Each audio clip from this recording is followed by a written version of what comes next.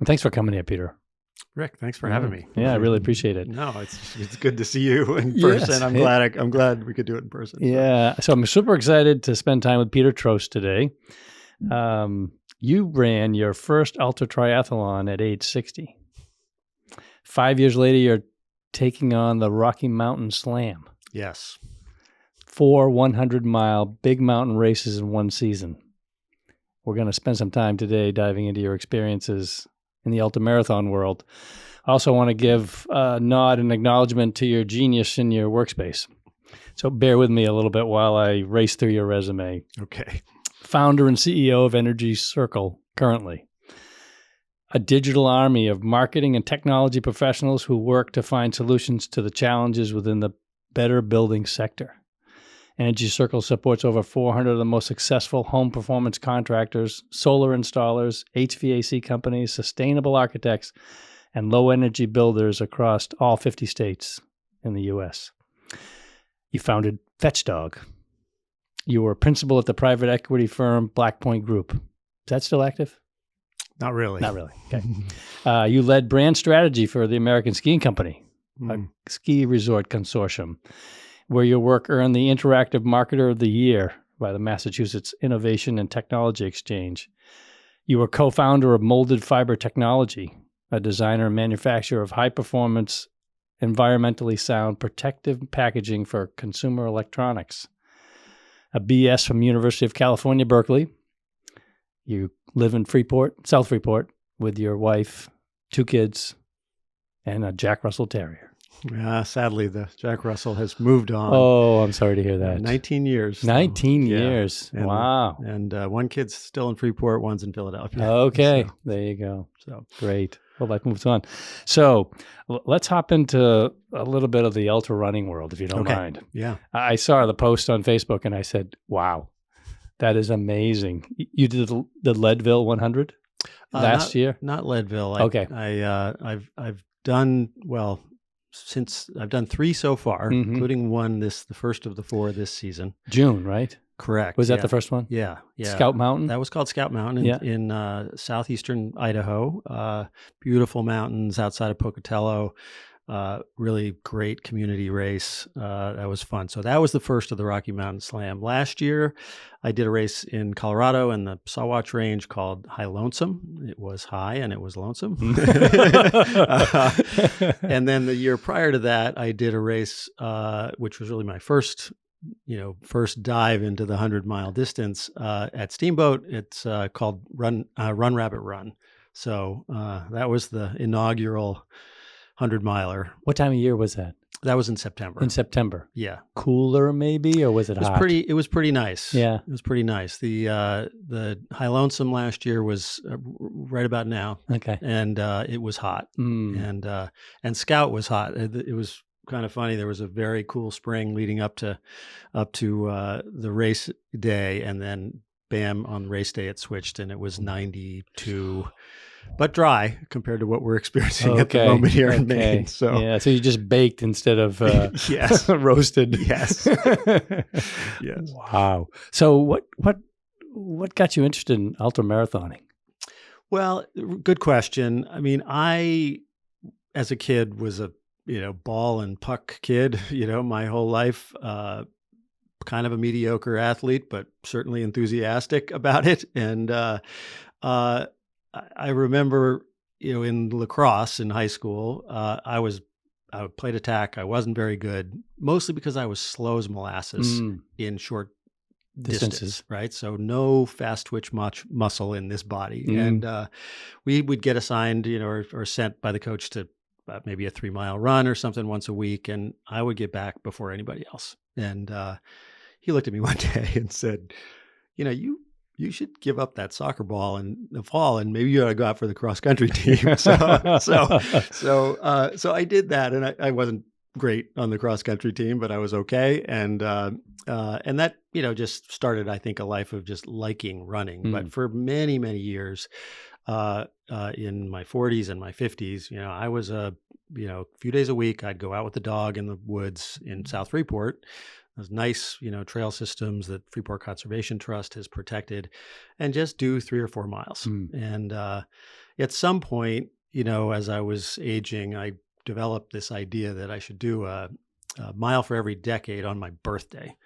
So, looking back, that's sort of laughable now that I was running, 4.5 and 5 miles and then 5.5 miles. Yeah. And so at some point along the way, and I don't recall exactly how this happened, but I learned about a race at Bradbury State Park, put on by an organization called Trail Monster Running, which I've become, deeply involved in, a fantastic community of Southern Maine folks that are into running. And they put on a series in the summer, 6 miles, 9 miles, and 12 miles. And I found out about this 6-mile race, thought maybe I ought to give that a shot, and did it. That was the gateway drug.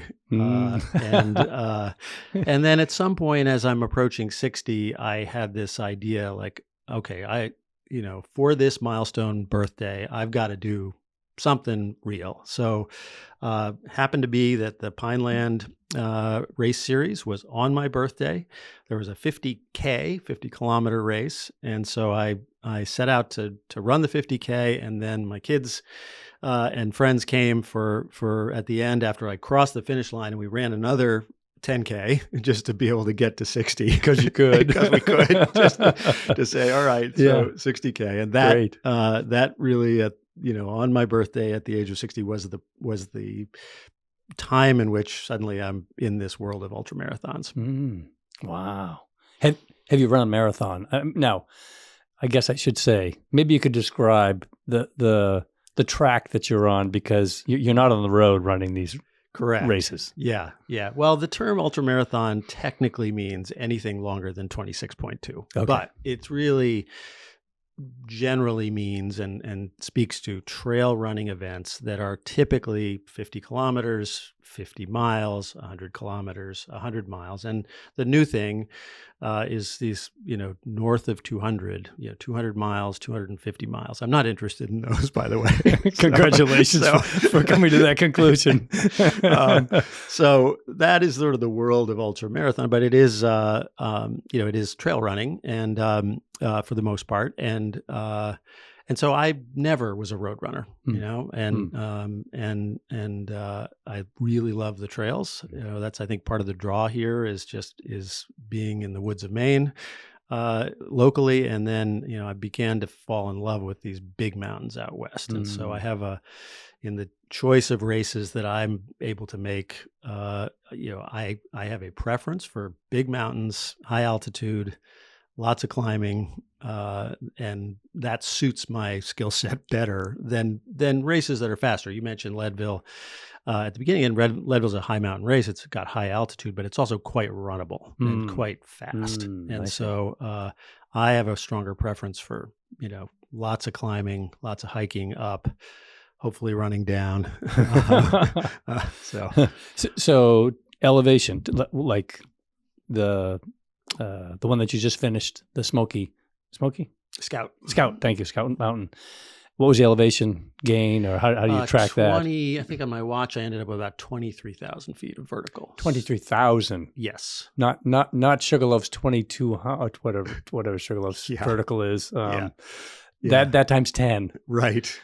So over the course of the race, you're gonna climb up roughly 23,000 feet. And all 4 of these races are in that range. They're between 20 and 25. And so, I think this is an important thing to say about these races, because everyone, hears about this and says, you're actually running for 100 miles. And the truth is, you're not, right? You are running some, you are hiking a lot. You are, all of these races have aid stations that are often between 8 and 10 miles apart. And so the race is very often aid station to aid station to aid station. And, you sit for 10 minutes, collect your wits.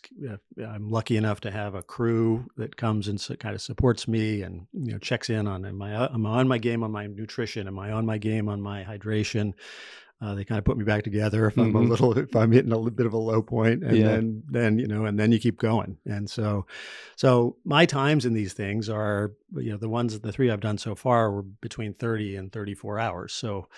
So easy math when you divide 100 by 3, 3 miles an hour, 20 minutes a mile is generally speaking what we're talking about here. And, all of us could, on a nice flat trail, we can hike, or walk fast 16 or 17 or 18 minute miles. So yeah, all of us, but not many of us put that together and, for 32 hours, hike up for 2 or 3 hours, you know, is going to be pretty good exercise. And then, I got to go back down. Yes.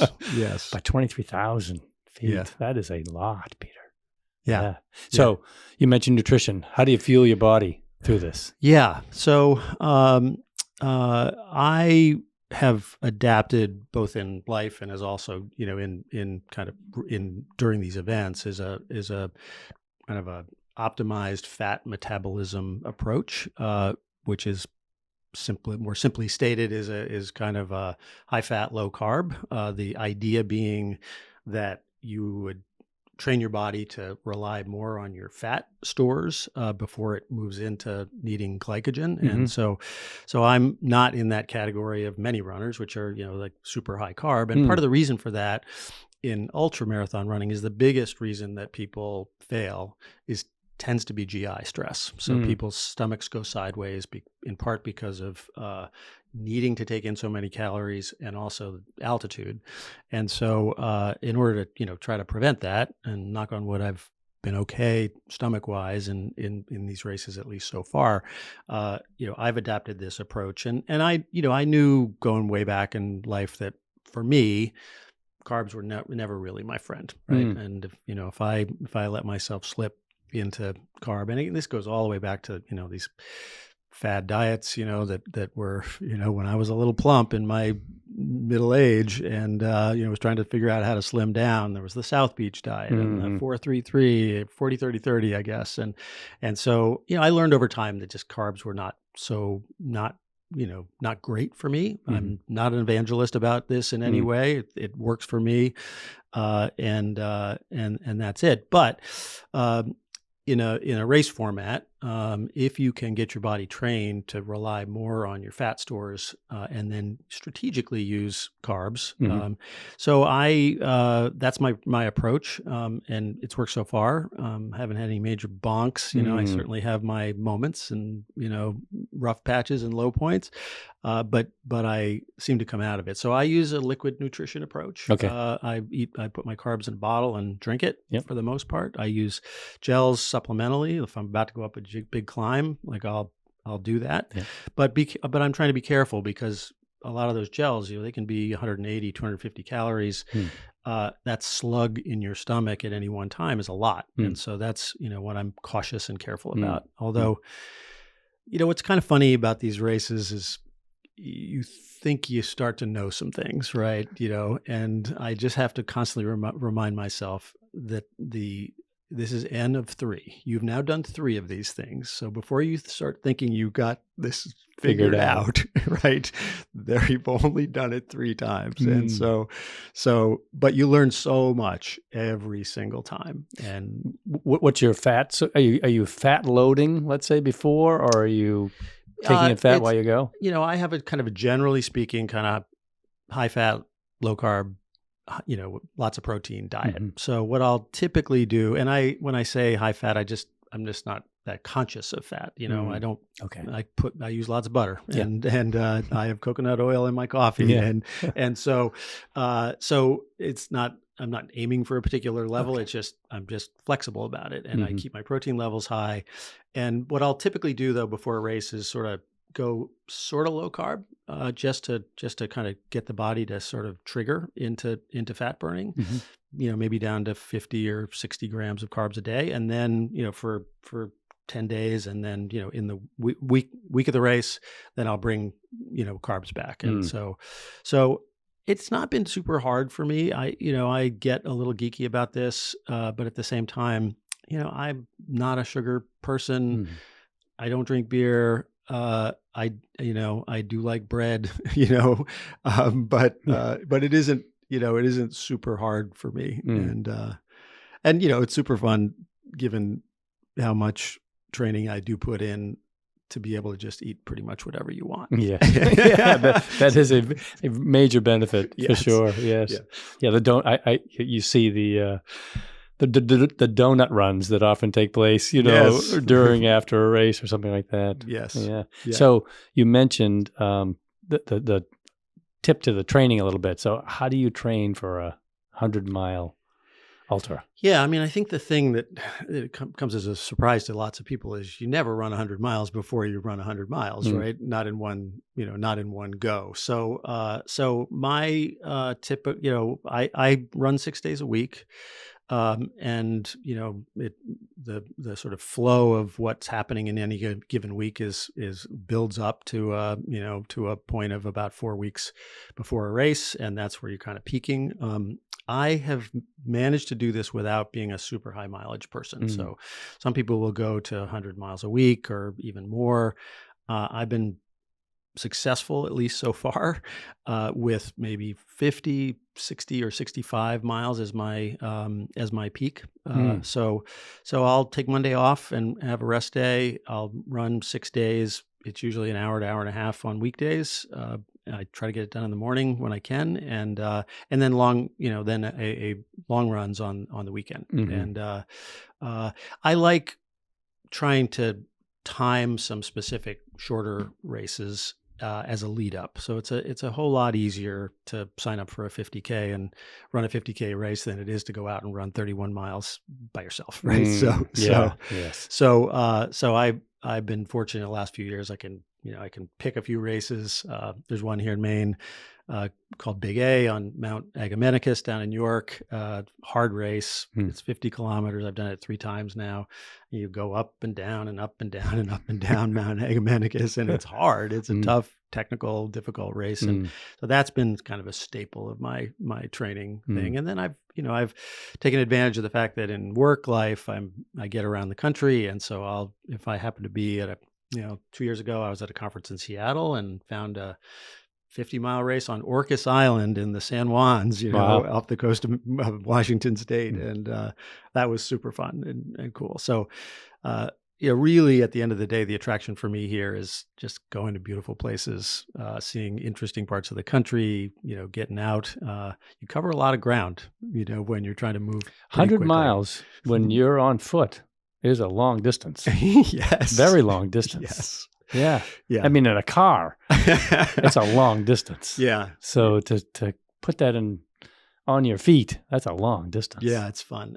This next one I'm really excited about because it's a point to point. So it's in the Wyoming range, and the Wyoming range is the north-south mountain range that is immediately south of Jackson Hole, Wyoming. And it's a pretty, the Wind Rivers are one mountain range to the east and much more known and popular, and not, I think the Wyoming range is a kind of a backwater, and not a lot of human beings, and so it's very wild. But you start in the south and you run 100 miles along the edge of this mountain range to the north, and so every step is something new and interesting. And towards the end, you enter into grizzly territory, grizzly habitat. Yes, yes. Is there a grizzly repellent that you have with you? Bear spray is required. Bear spray is required. So your running vest looks like 2 water bottles and a can of bear spray. so yeah, and hopefully I will. Well, I know I am not going to be at the front of the pack. I hopefully will not be at the back of the pack if I stay in the middle somewhere, which is usually where I am. Yeah. So let's talk about the pack. Yeah. So how many entrants in these races typically? They really range, and in the United States, a lot of these races, because they're in they're in sensitive alpine habitat, are limited, and so there were 45 people that entered the Scout Mountain. They can take more in that particular race. Wyoming Range, because actually of endangered wolverine habitat, also has a limit. So I think there's about 60 people in that one. But most of the ones in the U.S. are, have a kind of a restriction like this. Now, you go to Europe, and many people have heard about UTMB, this famous race that starts in Chamonix and circumvents Mont Blanc. There are thousands and thousands of people in that. So there's a big difference between the U.S. scene and the as this sequence of races goes on, some of them have more people. So I think when I get into this, race number 3 is called Wasatch, which is in the Wasatch Range right above Salt Lake City. So if you're there looking at the city of Salt Lake and see those mountains across the top where all the ski areas are, it goes from the left to the right, and that one's got several hundred people, and so generally speaking, they're not huge.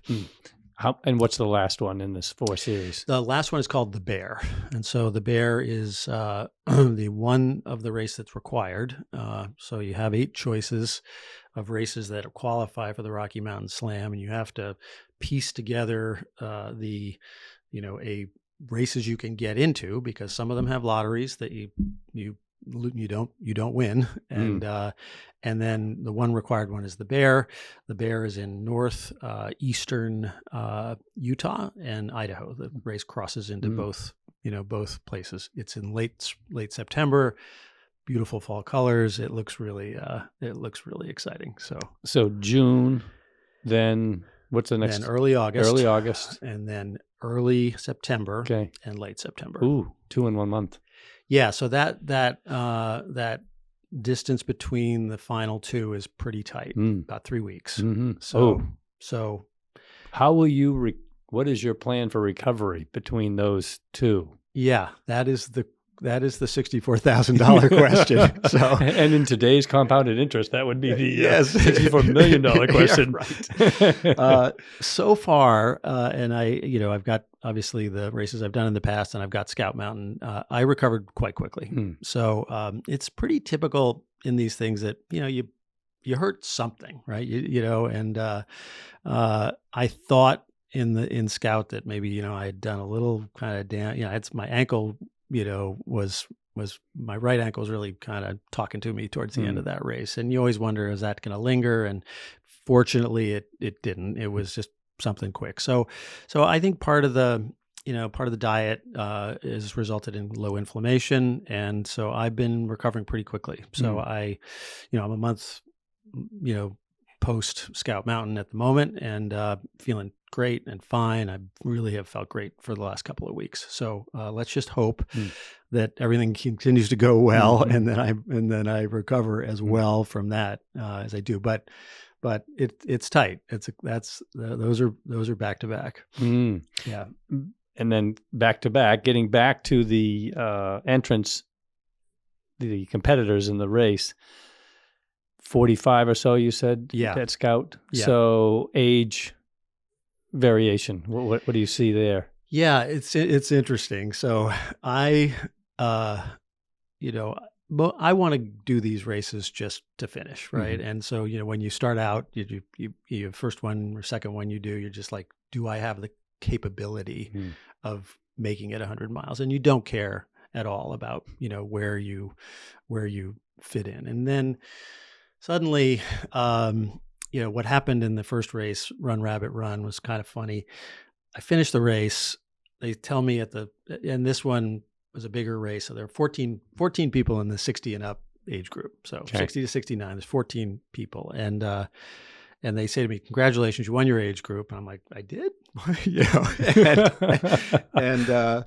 And you beat, you beat some pretty famous people. You beat Billy Simpson. And at that point I said, I have no idea who Billy Simpson is. Right. So I go back and I'm in bed, and one of the things, in spite of being awake for 30 hours, you're wide awake. Right? Can't sleep for another 32 hours, practically. I'm looking at Instagram and I see this post by this very famous ultra running photographer that has this picture of Billy Simpson.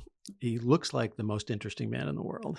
And the caption on the picture says, here's Billy Simpson gunning through the night, looking for the 60 and up age group course record in Run Rabbit Run. And I said, course record. So I said, so you have the course record? Well, not fully. And there's an interesting little story about that, but I have the 63-year-old course record, but not the fastest time in 60 and up by about a half an hour. Okay. And so, I had no idea and I intentionally didn't look at the competition, and, I just didn't want to get, that way. So the reality of most of these races, the competition in the 60 to 69 group is pretty small. There, sometimes it's you against you, right? In Scout Mountain, there were three of us. Everybody finished. I got first. So, wow. So,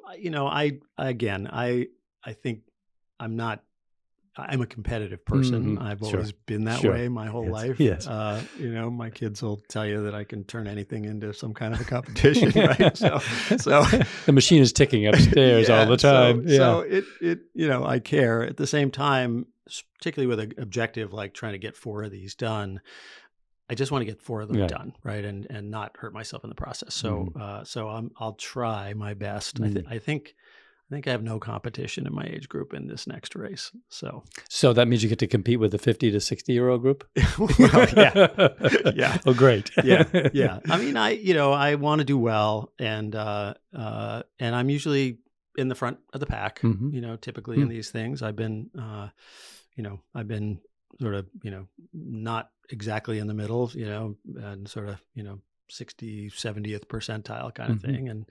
And I, generally I feel good about that. I would. So I'm not particularly fast. I am relentless though, and I've tried over time to be smart about it, and I think people who get slow, make kind of mistakes of just sitting around in an aid station for too long, or just because that all that time counts. Yeah, it's a running clock. It's not like when you take a break at the 8-mile station. Exactly, the time doesn't stop. It is the time you cross the start line, and to the time you cross the finish line, and no matter what happens in the middle, and and stuff happens, right? I think people take naps, and because 32 hours. Doing the math, that is more than a day's work. It is a day. It is. There's a term that some people use called life in a day, and it's a good way to think about a 100-mile race, because a lot happens, a lot, and it's one of the really fascinating, I think, things about it. One of the attractions for me is you go into these knowing something's gonna go wrong, right? You don't know what it is. You can do all the preparation you can think of to try to prepare yourself for what if this, what if this, what if this, but things happen.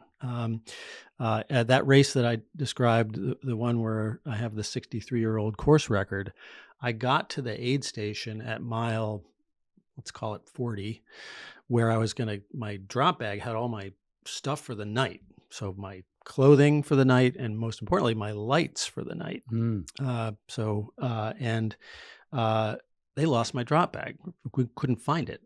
And so I'm at this point off grid, and I've got no cell phone access. And so it's getting dark. Well, it was heading towards the night. I mean, I had some time, but I managed to get on the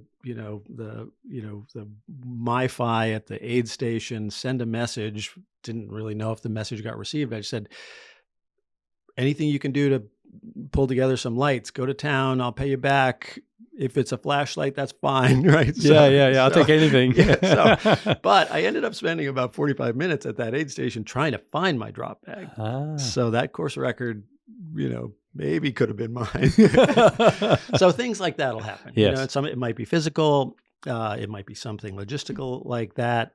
You kind of just go in expecting, I'm going to have to solve some problems along the way. And I, as you analogize this running to life and business, and it's a really good way to think about the world. Like nothing's going to go exactly as planned. And your success is how well you deal with it in the moment and overcome it. And don't you find that relationship between doing this extracurricular activity and how that ties in with your work and life is just magical? It really is. They've all really sort of tied together. I think what I just spoke about, which is this idea of,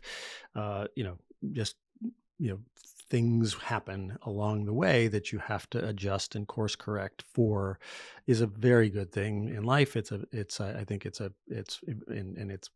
constant in business, right? I'm a huge planner in business. I love sort of setting a forecast, and this is what we think our revenue is going to be, and this is what we think our profitability is going to be, and it's never, right. And you hit March and the world is different than you expected it to be. And all you can do is sort of act quickly in the moment. And that's really good. And I think that's very, very true just in life in general. But if you can approach it from the standpoint of like relentless forward progress, just keep going forward. Yeah. So preparing the body. Yeah. Tell us about the mind experience. Yeah, I've learned a lot over time about, mental strength. And because it's pretty easy, and especially in the early days when I started doing this, and, when I did that first Pineland, so-called 60K, I didn't know anything, right? I didn't know anything about nutrition. I didn't know anything about any of this stuff. And I would occasionally, you can get down on yourself, right? You can, a little bit prone to tripping. So, and you get used to it in trail running, bloody knees are a thing. And so, you trip a couple times, you fall, you get a little bit frustrated with yourself. And I think over time I've just, I actually have a running coach, and he gave me this analogy, which has been super helpful, which is, there are seeds for weeds, that grow up into thorny kinds of things that are not pleasant. And there are seeds for beautiful flowers. And you make the choice as to which set of seeds you want to water. And so that's been really, it's simplistic, but it's been really helpful to me to just think about that and just stay positive. You have no lights. Well, we're gonna move forward, and this is going to be a new challenge. Let's lean into this challenge and see what happens. That race I described at Orcas Island, I was as organized as I've ever been about my drop bags and everything that was in my drop bags and so forth. And we left the Airbnb for the race, and I forgot them. So we're halfway to the race in the car, and I have none of my food and none of my nutrition, and I've just said, okay, I'm going to start doing the calorie math here and just figure out at aid stations, how am I going to get enough in me for what they have at an aid station? Relying on them versus relying on your own resources, which you typically would do. Yeah, exactly. And, and so I turned it into a challenge. So at the moment, my mental approach to this is okay, subject to change, of course. Wow. But, yeah. So you mentioned it a little bit. There's got to be times when you're either approaching an aid station and thinking, okay, I'm done. Yeah. Yeah. I could end right here. Yeah. And then you got to keep going. Or you're leaving an aid station and you're like, why am I leaving that behind me? Yeah. Does that happen? Absolutely. Yeah. Absolutely. And I think, but one of the great lessons of all of this is just this, you learn in these races that a low point is not a situation in which it's just going lower. You can pull out, and that's just been eye-opening. I think that you can have a spot. You are low for a reason, right? In Scout Mountain, the nighttime was beautiful, right? It was the temperature was good. It was a nice breeze. I was really enjoying myself in the night, with beetles on the trail and nighthawks flying up in front of the trail and an occasional bat flying around my head. and I was just but no grizzlies. No grizzlies in that particular case. And I just was really enjoying myself, and I think I forgot to stay up on my hydration, right? And I just, it wasn't hot, and I wasn't, and so I got to the morning and got to an aid station and was like, wow, I'm pretty spent right now. And but my crew, and sat for a bit, ate some food, got back, and it all came back. And so I think and I think just thinking about running later in life, like in a bigger picture, I think this is true. Like this idea that, sort of age is this linear downward slope that, that is a decline of some level, no matter what you're doing. It doesn't have to be the case, right? And so that's been a real eye opener. I don't think marathon runners think this way. When marathon runners bonk, at mile 20, right, or 19, whatever the famous point in the race is, right. They kind of think they're done, right? And they're so close. They're so relatively close. Right. Yeah. And it's just not permissible, apparently, in a marathon to sit down for 10 minutes and get some food in your system and go back at it. So whereas that is just standard practice in the ultramarathon world. So age defying. You've talked about it a little bit. Yeah. Talk more about that. Well, I told you about, just these events around birthdays, and, you get to 60, which is a kind of a ripe old year, and you want to try to do something important. And then this year was 65. And so how do I do something really hard, and see if I can do it. I don't feel old, it's sort of, in some ways, I can't believe I'm actually 65, and I don't say that just as a like physical capability and fitness statement. It's more just where where I am in my work life. Like, people ask me, "You're going to retire soon, right?" And I'm like, I don't even know don't know how to. What does that mean? Speak of that term. I don't know. I don't know what I would do. Right. Yeah. So, I mean, I love what I do at Energy Circle every day. I love the people I go to work with. I love the industry that I've gotten embedded in, and the cause that we're on to try to fix a lot of buildings. And I just, I want to keep at it. Right. Doesn't mean I want to work 60 hours a week for the rest of my life, but I've got a lot in the tank at the moment. And so it feels really good. I think that idea that, you can work through some ailments. You hear so many people in running talk about, well, I loved running, but my knees, right? My knees wouldn't let me do it. And I've had plenty of knee problems along the way in this journey. And I just figured out that the reason my knee hurt was because the muscles around my knee were weak, and it wasn't tracking properly, and I overcame it, and do you think that's a problem in our society, in our healthcare system? Yeah, I do. I mean, I and it's not unreasonable, I think, for people to, have an ailment like that and just come to the conclusion, I don't think I can ever get over this, right?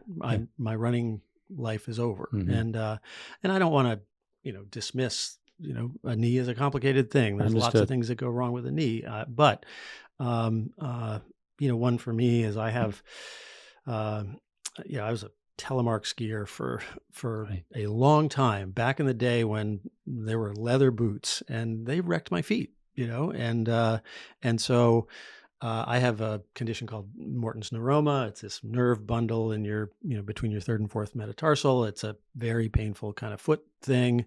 And I thought 4 miles was the maximum I could ever run, given the pain that I was in. And that, I got some orthotics, and then I started doing these longer distance. I think it flares, but I can do 100 miles without that kind of pain. So I think these kinds of things can be overcome.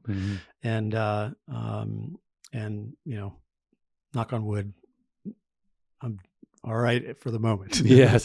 Have you heard of Dr. Peter Attia? Oh, yes. And his Outlive book? Have you read the book? I've listened to him on a bunch of podcasts. I'm very interested. I think ultimately, you at the moment, I got these races I want to try to complete. At the end of the day, it really is longevity and staying healthy for a long time.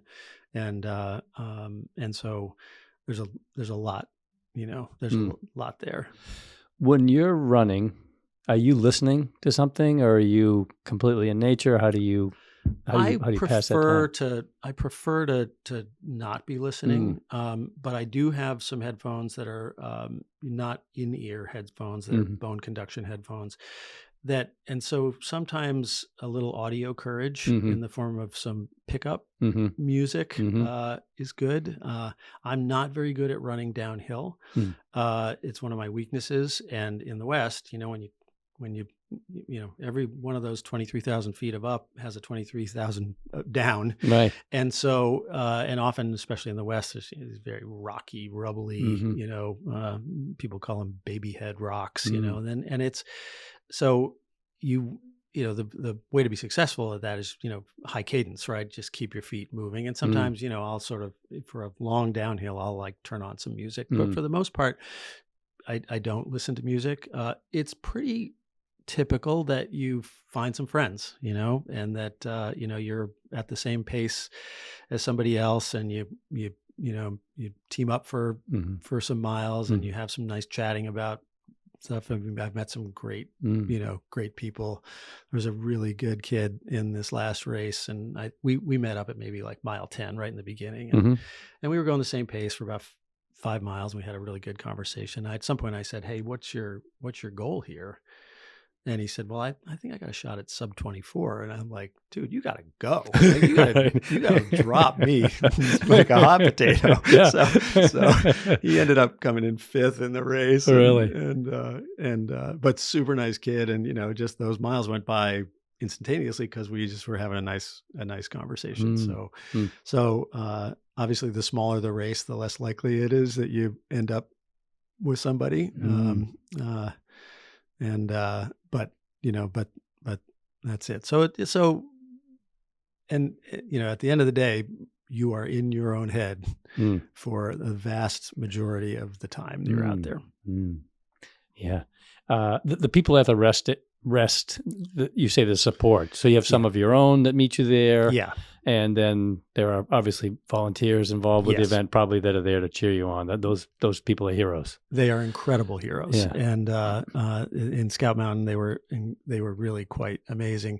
45 people in the race, and the race is pretty spread out. So you'd pull into an aid station, and you'd have 5 people waiting on you hand and foot. And really competent people. So I love volunteering myself. So when I'm not in a race, I'm an aid station captain at the Riverlands 100 here in Turner, Maine, in Androscoggin State Park. How long is that, did you say? That's 100 miles. That's 100 miles, okay. Yeah, that's the only 100-miler in Maine. Okay. And the Trail Monster group puts that race on, and I've been an aid station captain many years, and I've cried more tears as an aid station captain, than I have, in any other active life, I think, just helping people, seeing them overcome, low points, helping them through, helping them problem solve, getting them across the finish line. I love it. So I do it there. I've historically volunteered at one of the most famous races in the United States called Hard Rock, out in Colorado. It's happening as we are recording this. Is it really? Yes. Yes. So I wasn't able to kind of get out there to volunteer this year. We also put on a race called the Big Brad, 50-mile 50K in Bradbury State Park in October. And so I'm an aid station captain there. And it's super fun to give, to give back to the community, and try to be a better and better aid station person, and know my emergency medical stuff, know how to tape blisters. I'm working hard on all of that, but it's so rewarding to support people. What advice would you have for someone who, let's say, regardless of age, but has kind of reached that point where they're starting to say, not anymore, or someone who hasn't done something and maybe they're thinking about getting started with something like maybe not like this, but just doing something. Yeah. Well, I'm not much of an advice giving kind of person, but I just think it's possible, right? I think sort of lean into the possible. I think there's a chance here. And if you look at what my path was, it started small, right? It was a 6-mile race, and that went to a 9-mile race. And then at some point, I said, I wonder if I could do like one of these ultramarathons. And I owe a lot to the Trail Monster community, the people that I've met in that organization and have been, people to go on a group run with, people who are encouraging. There is something quite extraordinary about the ultra running community. People from all walks of life, and it's super supportive, and encouraging. And so I think all of that, you surround yourself with all of, that kind of a support structure where people are positive and people believe in you. And I think there's a mindset in the ultramarathon community that you could do anything, and just, I would say so. Go try, if you go try hard stuff, you can do hard things. Yeah. And again, kind of societally, don't you think we've gotten away, and maybe we're returning to, you got to do hard stuff, in all that you do, you got to do the hard stuff. Yeah, I think that is, maybe we're coddling, we're just coddling ourselves a little. I think about this as a parent sometimes, and am I too nice a dad? Am I too much the fun dad, the friendly dad, the best friend dad? And I should be sharper. You think about this in leadership roles so I don't know. I think challenging, taking on things that are, you just don't know. I mean, that's kind of the amazing and interesting thing about this is, there's only one way to try a 100-mile race, which is sign up for one. And it is absolutely into the unknown. Maybe you ran 50 miles before that, and as soon as you hit 51, you are in a place you've never been before, right? And so that's fascinating. And I hope by saying this that you will hold me accountable to never wanting to go more than 100 miles. Yeah, because I would say I typically open up with a one-word description of people. Yeah. And I had one until we talked, and it truly would be, for Peter Troast, relentless. Okay, relentless in pursuit. I'll take it. 100%. Yeah. I'll take it. Yeah. Anything that we didn't talk about that you'd like to spend a few minutes on? No, I think this has been really fun, Rick. Okay, great. Thank you for the excellent questions. And I don't get to talk about this very often. Occasionally on an industry podcast, somebody will say, "Hey, you got this little side gig going. What's up with that?" Well, honestly, we could go on for hours because I have lots of questions that we haven't gotten to yet. How would people reach out to you if they wanted to connect with you? Yeah. Well, if you're a runner, you are probably on Strava or a biker. And so I it's funny, I logged my data on Strava for a long time just to have the data. Yeah. And I would not have a friend. I was just like, no, this is not, I'm not letting anybody in. I'm not following anybody. Right. One really good friend, Danielle Triffitt, just begged and said, "Come on, let me be your friend." And she's the sweetest person you could ever imagine. Like, she's the one you want. Very positive. Yeah. And so I finally let her in. So I've made a lot of friends on Strava, and that's probably my social media platform of choice. I do use Facebook reluctantly and Instagram reluctantly. Business wise, LinkedIn is the place. And I'm pretty public on anything related to energy circles. So easy to track down. Yeah. Great. Well, I can't thank you enough. And Peter, keep running. Thank you. I will. Let's hope it all holds up. Yes. Great. Thanks for having me. No, thank you.